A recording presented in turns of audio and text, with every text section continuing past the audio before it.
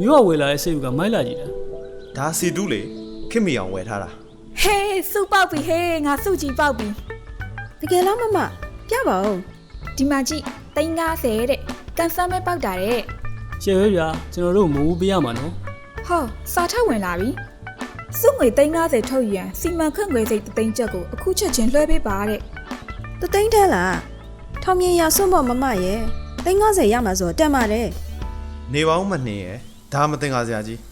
စီတူးဒါကိုစစ်ပေးစမ်း တတိထားပါဒါဆုမဲလိမ့်နေမှုဖြစ်ပါတယ်နံပါတ်စိန်ကစားဖို့တယ်ပြီးတော့ဆုငွေစစ်ကကြိုတင်ငွေဘယ်တော့မှမတောင်းပါဘူး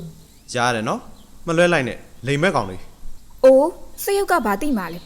နောက်ကျသွားအောင်မယ်3သိန်းနဲ့ပဲဟာ မပို့ပါနဲ့ လွှဲလိုက်ပြီးခုပဲပတ်စံဝင်လာတော့မယ်